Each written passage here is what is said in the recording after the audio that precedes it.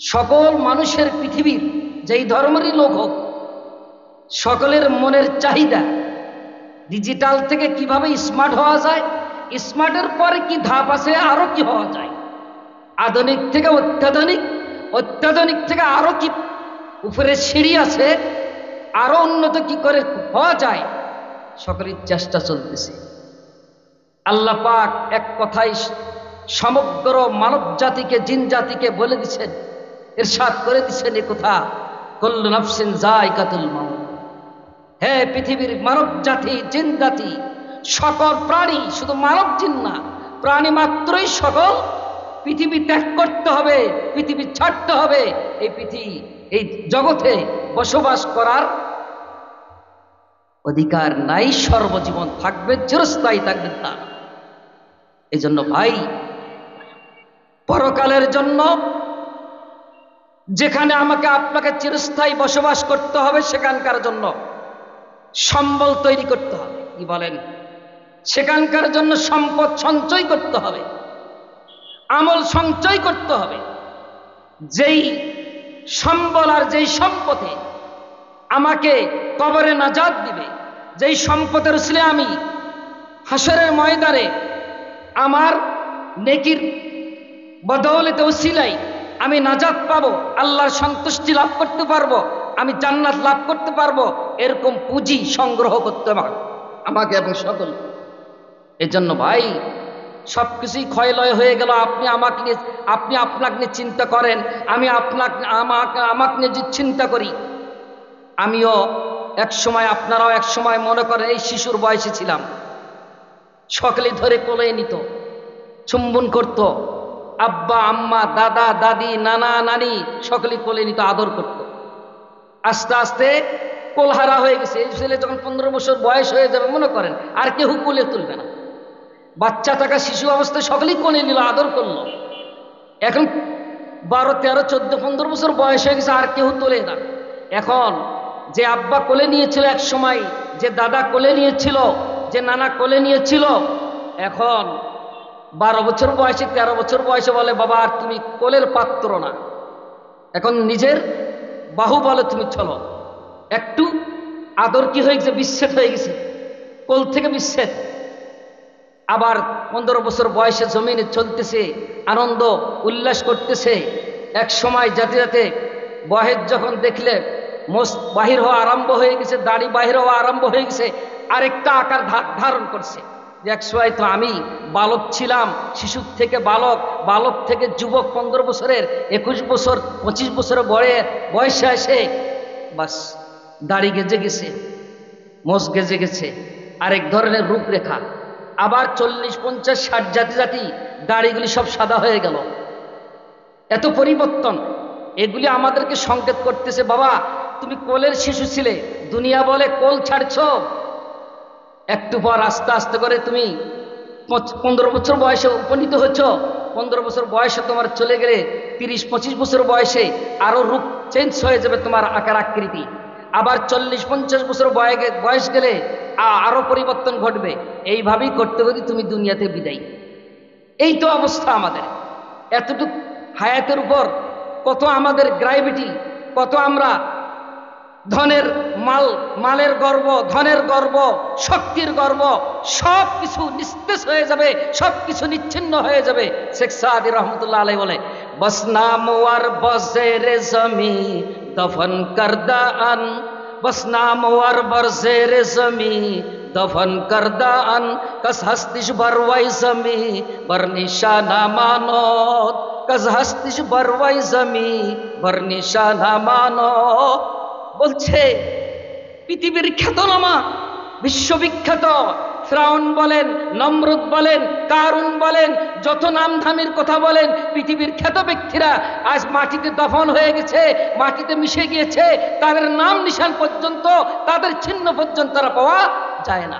আল্লাহ তাআলা আমাদের রাসূলকে বলতেছে, মুহাম্মদ হাল তুহিসসু মিনহুম মিন আহাদিন আও তাসমাউ লাহুম রিকসা। ও মুহাম্মদ, দেখো তো কবরে গিয়ে, জান্নাতুল মুআল্লা মক্কা, মদিনার জান্নাতুল বাকির কবরে গিয়ে দেখো, এই কবরবাসীর সারা শব্দ কি পাওয়া যাচ্ছে? কোনো শব্দ পাচ্ছেন? কোনো শব্দ নেই। আমরা যখন কবরে দাঁড়াই জিয়ারতের জন্য, কি আব্বার কথা কি শোনা যায়, আম্মার কথা কি শোনা যায়, দাদা দাদির কোনো সাড়া পাওয়া যায়? কোথায় গেল? সব নিস্তেজ শব্দ, একবারে ঠান্ডা নিচ্ছিন্ন, কোনো শব্দ নাই। আজকে আমি এখানে বসে বসে আওয়াজ করতে শব্দ। আমার ইন্তেকাল হয়ে গেলে, কবরস্থ হয়ে গেলে, কবরে যখন আমি চলে যাব, আমিও নিস্তেজ হয়ে যাব, নিচ্ছিন্ন হয়ে যাব, ঠান্ডা হয়ে যাব। আমার এই হুঙ্কার আর থাকবে না, সকলের অবস্থায়। এই জন্য পরকালের প্রতি ওর কি সংক্ষিপ্ত কথা। সূরা মুমিনুন থেকে কয়েকখানা আয়াত তেলাওয়াত করেছি। আল্লাহ পাক ইরশাদ করতেছে, ফামান সাকুলাত মাওয়াজিনুহু ফাউলাইকা হুমুল মুফলিহুন। যে ভাই বোন, নরনারী, মুসলিমা নরনারী, নেকির পাল্লা যদি ভারী হয়, ইমানের পাল্লা ভারী হয়, আল্লাহ বলে ফাউলাইকা হুমুল মুফলিহুন, তারাই সফল কাম। নেকির পাল্লা ভারী হলে সফল কাম। ওয়ামান খাফফাত মাওয়াজিনু ফাউলাইকাল্লাযীনা খাসিরু আনফুসাহুম ফি জাহান্নামা খালিদুন। আর যদি বদির পাল্লা, গুনার পাল্লা, পাপের পাল্লা ভারী হয়, নেকির পাল্লা যদি ভারী না হয়, হালকা হয়, তাহলে নিজের জীবনের ধ্বংস, ক্ষতিগ্রস্ত, জাহান্নামে চিরস্থায়ী থাকতে হবে। কি বলেন ভাই? জাহান্নামে চিরস্থায়ী থাকতে হবে। আল্লাহ পাক সূরা হাক্কাতে এ আয়াতের সুন্দর করে আবার বিবরণ দেয়। আল্লাহ পাকের ইরশাদ করতেছে, ফাআম্মা মান উতিয়া কিতাবাহু বিয়ামিনিহি ফায়াকুলু হাউম ইকরাউ কিতাবিয়া ইন্নী যানানতু আন্নী মুলাকিন হিসাবিয়া ফাহুয়া ফি ঈশাতির রাদিয়া। আল্লাহ পাক ইরশাদ করে, যেই ব্যক্তির আমলনামা, যে ব্যক্তিকে দেওয়া হয় ডান হাতে আপনি আমলনামা পেলেন, মনে করেন, ফায়াকুল, ওই ডান হাতে আমলনামা পাওয়া ব্যক্তি বলবে কিয়ামতের ময়দানে, হা উমুকরাউ কিতাবিয়া, এ হাসরের ময়দানের মানব জাতি, জিন জাতি, দেখো আমার আমলনামা, পড়ো, ধরো, নাও আমার আমল দেখো। খুব খুশি, আনন্দ।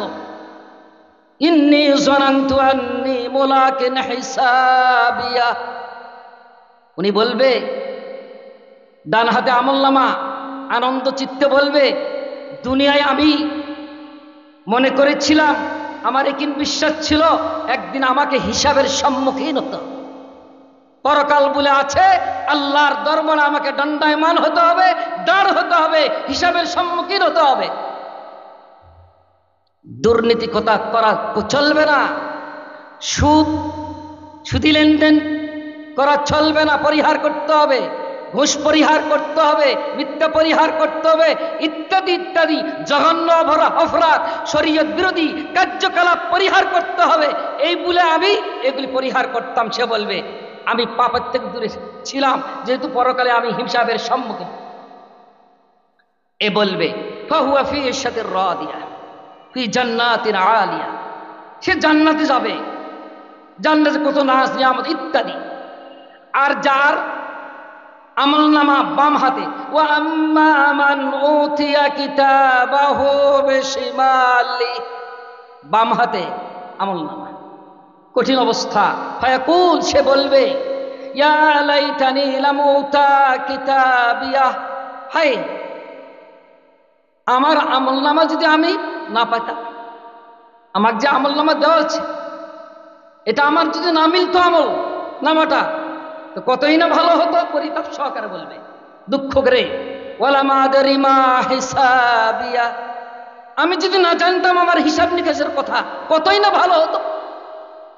আমার বাম হাতে আমলনামায় সে সবকিছু আমি জানিয়ে ফেললাম, এখন আমি যদি না জানতাম কতই না ভালো হতো। ইয়া লাইতাহা কানাতিল কাদিয়া, আমার মরণেই যদি জীবন শেষ হতো, আর যদি জীবিত না হতো, কতই না ভালো হতো। আক্ষেপ করে বলবে, পরিশেষে বলবে হাসরের ময়দানে, মা গুনা আন্নি মালিয়া হালাকা আন্নি সুলতানিয়া হুজুহু ফাগুল্লু সুম্মাল জাহিমা সাল্লু। আমার সম্পদ আমার কোনো কাজে আসলো না, আমার ধন সম্পদ কোনো কাজে আসলো না, আমার ক্ষমতা কোনো কাজে আসলো না, ক্ষমতাও শেষ, আমার সম্পদও শেষ, ক্ষমতার শক্তি শেষ, সম্পদের শক্তি শেষ, সবকিছুই শেষ। আর বলে তো উপায় নাই। আল্লাহ বলবে, যার হাতে আমলনামা, যার বাম হাতে আমি দিয়েছি, পাপিষ্ট, মুশরিক, কাফের, মুনাফিক, ইহুদ, নাস্তিক, তাদের এজেন্ট যারা, আল্লাহ বলবে খুযুহু ফাগুল্লুহু, এ ফেরেশতা তাদেরকে গ্রেফতার করো, লাগাও পা বেড়ি, গলা বেড়ি, হাত হ্যান্ডকাপ তাড়াতাড়ি লাগাও, সুম্মাল জাহিমা সাল্লু, জাহান্নামে নিক্ষেপ করো। ইয়াউমা তুকাল্লাবু ওজুহুহুম ফিন-নার ইয়াকুলুনা ইয়া লাইতানা আতা'না আল্লাহ ওয়া আতা'না আর-রাসূলা। যখন জাহান্নামীদের আগুনে ওলটপালট করা হবে চেহারা তথা পুরা শরীর, তখন আক্ষেপ করে বলবে, ইয়া লাইতানা আতা'না আল্লাহ ওয়া আতা'না আর-রাসূলা, আমি যদি আল্লাহ রসুলের আনুগত্য করতাম, আল্লাহর আনুগত্য করতাম দুনিয়ায়, রসুলের আনুগত্য করতাম অনুসরণ, তাহলে আমার এই অবস্থা হতো না। তালফাহু উজুহাহুমুন নার ওয়া হুম ফিহা কালিহুন। জাহান্নাম আগুনে বলতেছে চেহারা ঝলসে দিবে, যেমন বেগুন চুলাতে দিলেন পুড়ে ঝলসে যায়, ঝলসে দিবে, চেহারা ঝলসে যাবে জাহান্নামের আগুনের চেহারা। ওয়া হুম ফিহা কালিহুন। আর এই জাহান্নামবাসী, জাহান্নামে যে জ্বলতেছে, তাদের আকার আকৃতি বিকৃত হয়ে যাবে, পরিবর্তন। তাফসীরের কিতাবে লেখে আয়াতে, জাহান্নামের আগুনের পোড়ানিয়ার তাপে উপরের যে হোঁট আছে, উপরের ঠোঁটটা কপালের দিকে চলে যাবে, পুড়ে উঠে যাবে এভাবে, নিচের ঠোঁট ঝলসে গিয়ে পুড়ে গিয়ে জাহান্নামের আগুনের তাপে নাভির নিচে চলে যাবে। একটা বিকট বিশ্রী তার চেহারা, তার বডির অবস্থা হয়ে যাবে। আল্লাহ আমাদেরকে পানাহ দিন। আমি পরিশেষে বলবো আপনাদের কাছে, পরকালের পুঁজি সংগ্রহ করার জন্য পরকাল বুঝতে হয়। বলেন ভাই, পরকাল পুঁজি সংগ্রহ করার জন্য পরকাল বুঝতে হয়। অজু দেখে অজু শিখা যায় না, নামাজ দেখে নামাজ শিক্ষা করা যায় না, রোজা দেখে রোজা শিক্ষা করা যায় না। অজু শিকার জিনিস, দেখে শিকার জিনিস নয়, পড়ে শিখতে হয়। অজু পড়ে শিখতে হবে। হ্যাঁ, একটা হলো ডাক্তারি পড়লেন আপনি, পড়ার পরে আবার প্র্যাকটিক্যাল করা লাগে, তো পড়ে তারপর প্র্যাকটিক্যাল করা লাগবে। এটা অজু শিখতে হবে আমাকে, গোসল শিখতে হবে আমাকে রোজা নামাজ শিখতে হবে। নরনারী, পুরুষ মহিলা, পুরুষদের জন্য তো শত শত অবশ্যই মাদ্রাসা আছে এই দেশের মধ্যে, মহিলাদের জন্য এখনো বিভিন্ন জায়গাতে আলহামদুলিল্লাহ আছে, আরো হচ্ছে। এই মহিলা মাদ্রাসা আমরা আপন মেয়েদেরকে আমরা প্রাথমিক শিক্ষা, ইসলামী শিক্ষা দেওয়ার চেষ্টা করবো। মুসলমান একদল আছে, ভোরেই নাকি তাদের কার্যক্রম, শিক্ষার কার্যক্রম শুরু হয়, ভোরে ধরে মুসলমানের সন্তান কলমা পাঠ না করতে পারে, কলমা জানে না শিখতে পারে, বিসমিল্লাহ জানে শিখতে না পারে ইত্যাদি। এই বিদেশি ইহুদ নাস্তিকদের তাদের কি নীল নকশা, এই দেশে অনেক স্কুল কলেজ হয়েছে, ব্রাক পালেন, কারিগজ ইত্যাদি, এইগুলি মুসলমানদেরকে নাস্তিক বানানোর জন্য, মুরতাদ বানানোর জন্য। তসলিমা নাসরিন মুসলমানের ঘর সন্তান, কোরআনের অপব্যাখ্যা করে, রসুলের অপব্যাখ্যা করে, কটূক্তি করে নাস্তিক হয়েছে। এটা নাস্তিকতার শিক্ষার কারণে।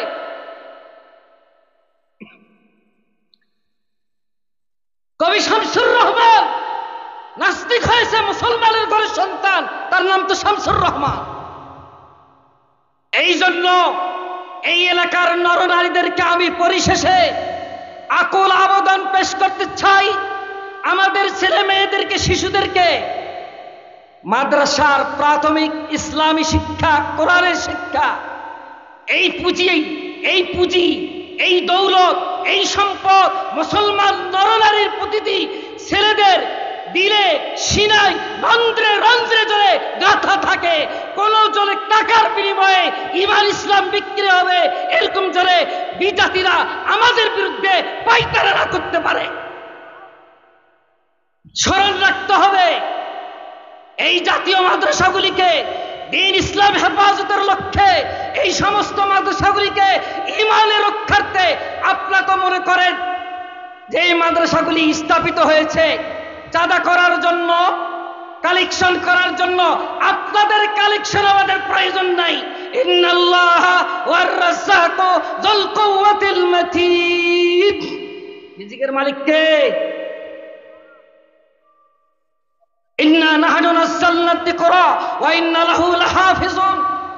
আপনি চাঁদা বন্ধ করে দেন, ধান দেওয়া বন্ধ করেন, আপনি টাকা দেওয়া বন্ধ করেন, যাকাত বন্ধ করেন, আল্লাহ বলছে আমি কোরআন অবতীর্ণ করেছি, এটা রক্ষণাবেক্ষণা কিয়ামত পর্যন্ত আমার নিজ জিম্মায় আমি এটা হেফাজত করব। আল্লাহ তাআলা আমাদেরকে সঠিক বুঝ দান করুন।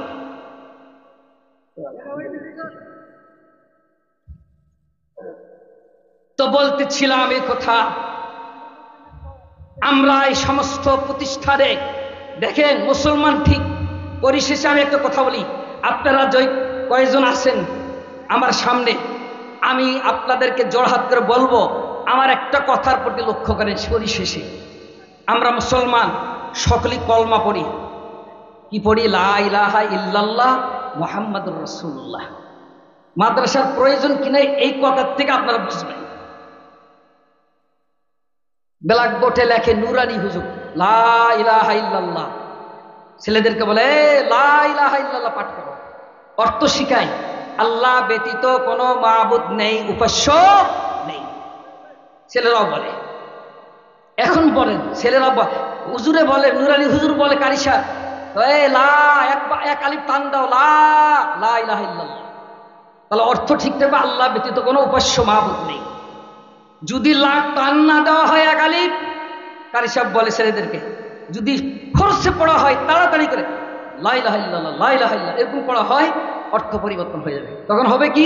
ওলামায়ে কেরাম জানে গ্রামার অনুযায়ী হবে নিশ্চয় আল্লাহ ব্যতীত আরো মাবুদ আছে। নাউজুবিল্লাহ। আমি নরনারী মুসলিম মুমিন মুসলমান, আমার লা ইলাহা ইল্লাল্লাহ কলমা শুদ্ধ আছে কিনা? মরণের সময় লা টান দিয়ে পড়বো না লা ফোর্সে পড়বো? ঈমান নিয়ে যেতে পারবো না কাফেরদের মতো আমার মৌত হবে, মৃত্যু হবে? চিন্তা করে কলমা শুদ্ধ আছে কিনা বলে। রাজনীতিতে 1 নম্বর, লিডারিতে 1 নম্বর, কি বলে আপনার এই কি বলে শয়তানিতে 1 নম্বর, মুনাফিকিতে 1 নম্বর, কলমা শুদ্ধ নাই। রাজনীতিবিদ কলমাবিদ না। লা টানলে অর্থ, না টানলে আরেক অর্থ। আরেকটা আসুন, আরেক পাঠ, মুহাম্মাদুর রাসূলুল্লাহ। মুহাম্মদ তো আমাদের নবী সাল্লাল্লাহু আলাইহি সাল্লাম। মুহাম্মদ যদি শক্ত বড় হা, আমরা ছেলে দেখবো এই শক্ত করে বড় বড় হা দিয়ে যদি বলা হয় মুহাম্মদ, তাহলে অর্থ হবে মুহাম্মদ মানে প্রশংসনীয়, প্রশংসার যিনি পাত্র, প্রশংসনীয় মুহাম্মদ রাসূল আমাদের। যদি হালকা করে বড় হয়, ছোট হা বলি মুহাম্মদ, মুহাম্মদ অর্থ হবে আলোহীন বস্তুকে বলা হয় মুহাম্মদ। তাহলে আমি যখন কলমা উচ্চারণ করি মুহাম্মদ বলি না মুহাম্মদ বলি, আমি চিন্তা করি। কোরআন তো তেলাওয়াত করেন নামাজের ভিতরে, কুল হুয়াল্লাহু শরীফ পড়তেছেন মনে করেন নামাজের ভিতরে, কুল হুয়াল্লাহু আহাদ। এখন কি কুল না কুল পড়তেছে?